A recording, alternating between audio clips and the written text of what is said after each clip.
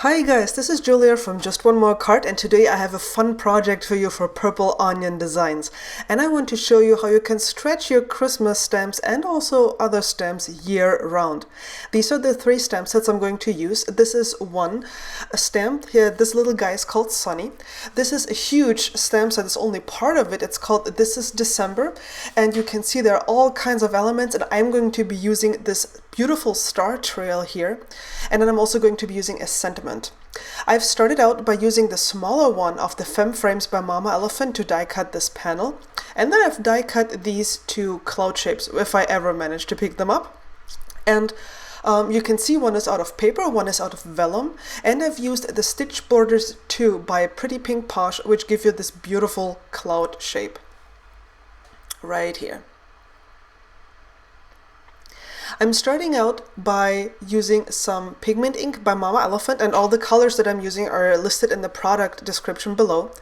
And I'm smooshing the ink down. I've watched Laura Basson do this, and it always works out great when she does it, but I actually practiced quite a bit on scratch paper before I did this because I could just not get the ink to blend out properly. So it really took me quite some time to practice. But the pigment ink just gives you a really, really nice result there. I am using a Stamp-A-Magic to position my rubber stamp. What I did is I stamped the stamp first on this piece of acetate, sliding this into this green positioner here that's L-shaped. I'm sorry that it's cut off at the bottom of the screen. And then I'm sliding my acrylic block back into the same position, so I'm stamping the stamp or the sentiment exactly where I intended to go. I'm using the same method here to stamp the bird, and you can see I'm making sure that my paper doesn't move by taping it down.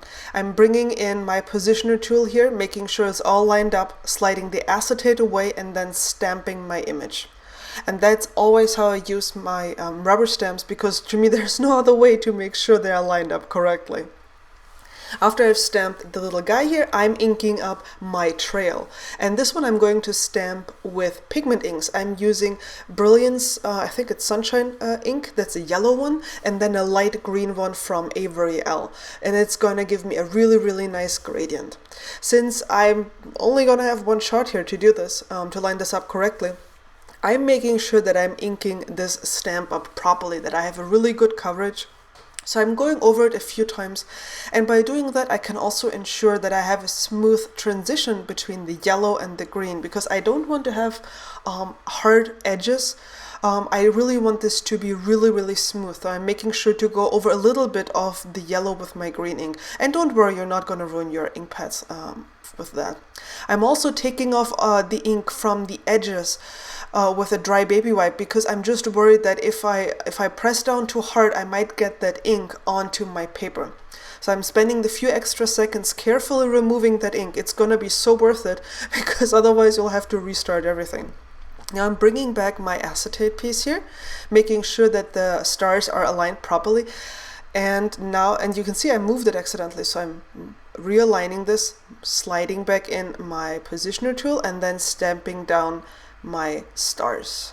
And when I will lift this up, you will see that we have this beautiful star trail behind the bird. Now for the coloring, I've sped this process up a little bit, so it's not going to be terribly long.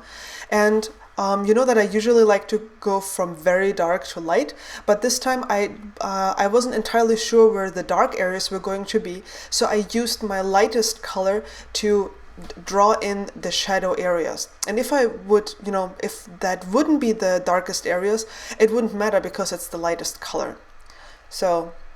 But after that I went from dark to light, and you can see that I'm using YG67, which is a pretty dark color, but it gets kind of muted once you go over it with the YG17. But I feel that if you have a strong shadow and a very bright highlight, it gives whatever you're coloring a lot of dimension, so it's totally worth doing that. I'm doing the same here with the yellows, drawing in where my shadows are going to be first, and then coming in with my darkest color, which is the Y38, and then just blending this out with Y15 and Y02 to get a really nice and bright effect here. And for his head, I'm using just 2 blue colors. And if you don't have too many colors, it doesn't matter because you can always go over it multiple times like I did here with the B26 to darken it up. Once I was done coloring on this piece, I am putting some glue on the back of it with my beloved ATG gun. And then I'm gluing this on top of my vellum piece. And you can see here I'm making sure not to press on the stars because it's pigment ink and I was just afraid to smudge it. Now I'm putting down the vellum slash top piece of the panel on this other cardstock. And now I'm mounting this onto my card base and I put some foam tape behind it so I could get some dimension to my card. Just making sure that it's going to be straight on there. And then I'm actually using a piece of paper here to press down hard because there's so much, like the sentiment is pigment ink and the stars are pigment ink and I don't want to smudge that by mushing over it. So then I was like, it's done, but it doesn't really look done. So what I decided to do is to add some sequins to this card and also to pick up the colors that I used on the bird and draw in some dots around the sequins that I added. The colors of the sequins are listed in the product description below, and you can see here as well that I used a black gel pen, a very fine tip one, to add some black dots around the bird. And here you have the complete card with the star trail, with the dots I added with my Copics and with the black dots I added around the bird simply for some additional contrast. I hope you enjoyed the project. Thank you so much for watching and I hope I see you again soon. Bye!